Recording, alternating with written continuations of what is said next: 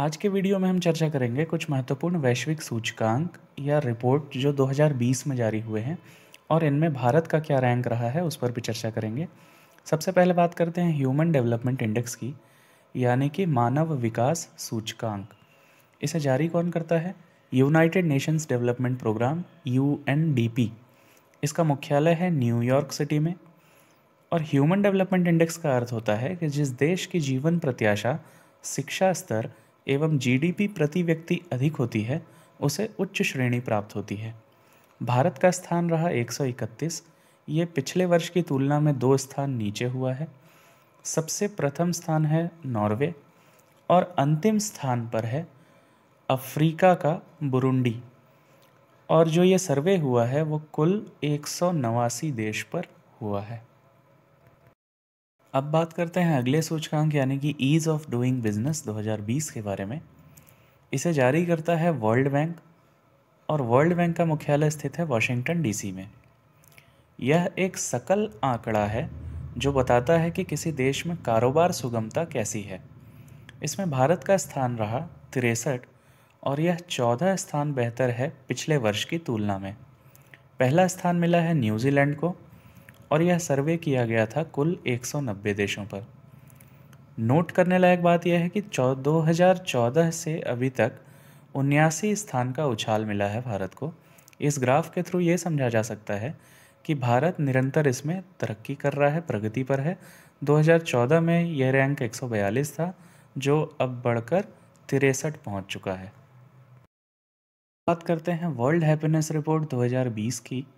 World happiness report, इसे हिंदी में बोलते हैं वैश्विक खुशहाली रिपोर्ट। इसे जारी करता है सस्टेनेबल डेवलपमेंट सॉल्यूशंस नेटवर्क और इसका मुख्यालय है न्यूयॉर्क में। दुनिया के सबसे खुशहाल देशों की एक वार्षिक सूची होती है ये। इसमें भारत का स्थान रहा 144 और कुल 156 देशों में ये सर्वे हुआ। पहला स्थान मिला है फिनलैंड को। अब बात करते हैं ग्लोबल जेंडर गैप रिपोर्ट 2020 के बारे में, यानी कि वैश्विक लैंगिक अंतराल रिपोर्ट। इसे जारी करता है वर्ल्ड इकोनॉमिक फोरम, जिसका मुख्यालय है कोलोग्नी, स्विट्ज़रलैंड में। उद्देश्य क्या है? लिंग आधारित असमानताओं के परिमाण को जानना और समय के साथ उनकी प्रगति पर नज़र रखना। भारत का स्थान रहा 112, जो पिछले वर्ष की तुलना में 4 अंक गिरा। पहला स्थान है आइलैंड का और अंतिम स्थान है यमन का। और जो कुल देश सम्मिलित हुए 153। अब बात करते हैं ह्यूमन कैपिटल इंडेक्स 2020 के बारे में, यानी कि मानव पूंजी सूचकांक। जारी कौन करता है? World bank. मुख्यालय वॉशिंगटन डीसी में। यह सूचकांक देशों में मानव पूंजी यानी कि ह्यूमन कैपिटल के प्रमुख घटकों का मूल्यांकन करता है। भारत का स्थान रहा 116। कुल देश जो सम्मिलित हुए सर्वे में वो थे 174। पहला स्थान मिला सिंगापुर को। अब देखते हैं सस्टेनेबिलिटी इंडेक्स, यानी कि संवहनीयता सूचकांक। जारी करता कौन है? United Nations. मुख्यालय कहाँ? न्यूयॉर्क सिटी में। इस रिपोर्ट में प्रति व्यक्ति कार्बन उत्सर्जन और स्वस्थ जीवन जीने के लिए बच्चों की क्षमता पर विचार किया गया है। भारत का स्थान रहा 77। कुल देश जो सर्वे में सम्मिलित हुए वो थे 180 और पहला स्थान प्राप्त हुआ है स्वीडन को। बात करते हैं ग्लोबल टेररिज्म इंडेक्स 2020 के बारे में, यानी कि वैश्विक आतंकवाद सूचकांक। जारी कौन करता है? Institute for Economics and Peace, IEP। इसका मुख्यालय है सिडनी, ऑस्ट्रेलिया में। आतंकवाद से सबसे अधिक प्रभावित देशों की सूची होती है ये। भारत का स्थान है इसमें 8वां। कुल देश जो सम्मिलित हुए सर्वे में वो थे 163 और पहला स्थान है अफगानिस्तान का। नोट करने वाली बात यह है कि यहाँ जिसका पहला स्थान है वहाँ आतंकवाद सबसे अधिक है और इस हिसाब से भारत भी टॉप 10 लिस्ट में है जहाँ की आतंकवादी गतिविधियाँ सबसे अधिक हैं। अब देखते हैं करप्शन परसेप्शन इंडेक्स, यानी कि वैश्विक भ्रष्टाचार सूचकांक। जारी कौन करता है? Transparency international. इसका मुख्यालय है बर्लिन, जर्मनी में। ये सबसे कम और सबसे भ्रष्ट देशों की एक वार्षिक सूची होती है। इसमें भारत का स्थान रहा 80।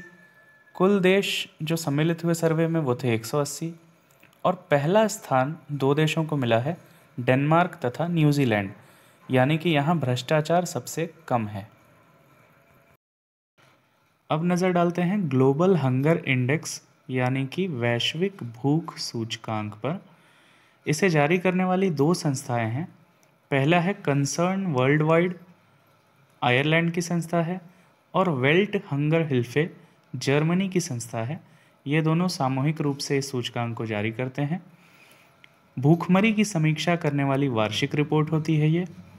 भारत का स्थान है इसमें 94, और कुल देश जिन पे सर्वे किया गया वो थे 107, और पहला स्थान है बेलारूस का।